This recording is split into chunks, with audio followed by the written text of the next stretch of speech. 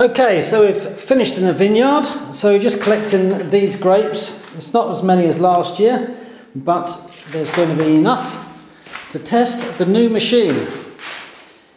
Now this is a destemmer, and I got it from T-Minox.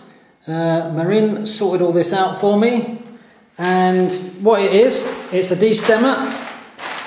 Takes all the stalks off of the grapes, and it doesn't crush them. I didn't want them crushed.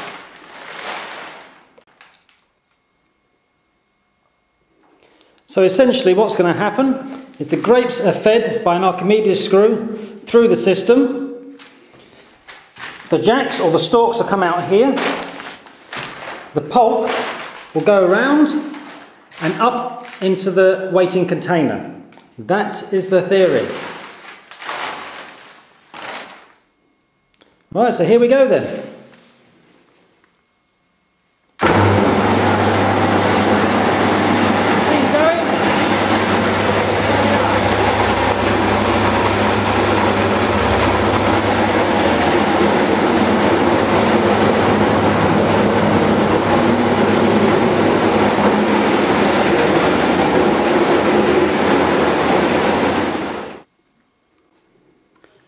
So you can see all the jacks are coming out absolutely clean. Unbelievable.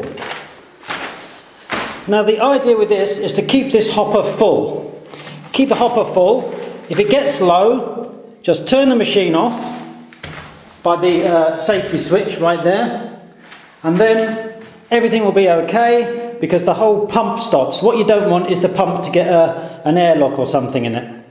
So all I'm doing is, when the hopper gets too low, I'm working by myself, so turn the machine off, pump stops, everything just waits for me to load up the hopper, and then I just turn it on again.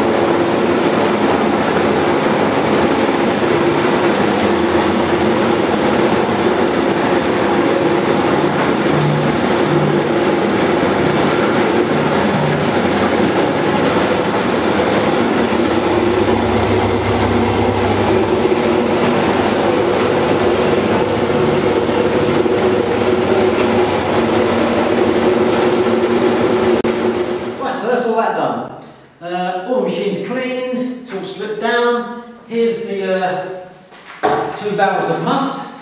Have a look in there. So right, what we're going to do now, last night I killed all the wild yeast by using some sodium metabisulfate. So that's why it's not fermenting now, that's perfect. Now I can introduce my own yeast. I'm using Lalvin this year. Give that a go. And we're going to inoculate the must. So we're going to do that right now. The little one goes in this one. It's all dried yeast. And what we do, we start it off in some lukewarm water.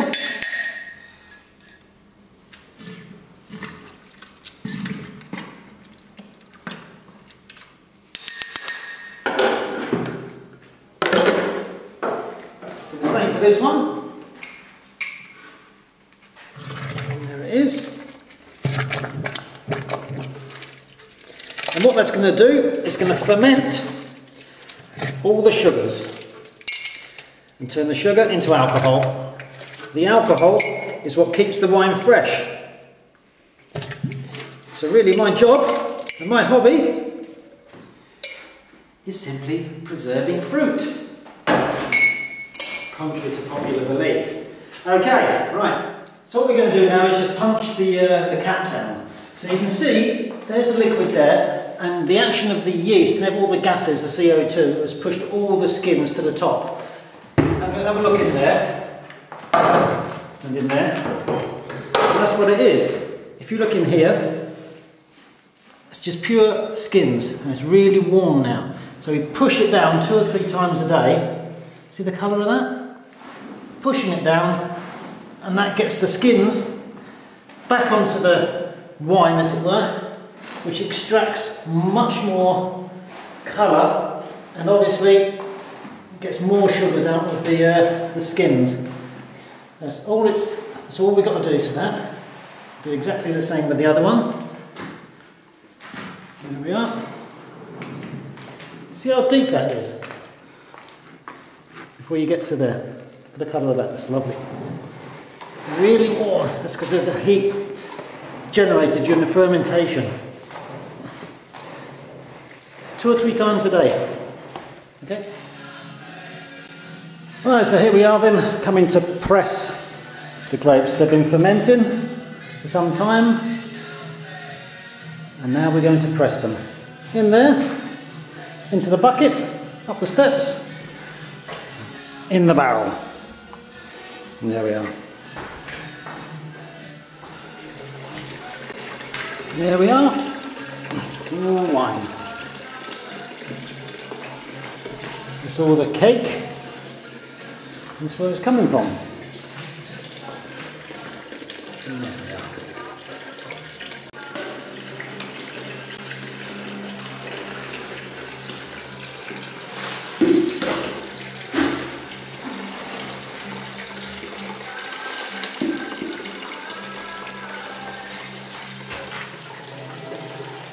So that's most of them in. All you've got now is pips at the bottom that have dropped out during fermentation. We'll just strain those off later and ferment them separately. But that's what's left. That's the last little bit coming off. So what I'm going to do now is I'm going to put these in. This one. We'll put the other one in, then start screwing it down and see what we got. So just free run juice then. We've got that much. So we're not going to have a lot of space left, I don't think. Here we are. Opening it down, winching it down.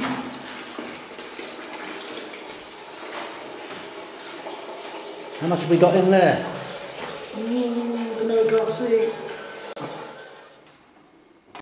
And that's the cake that's left.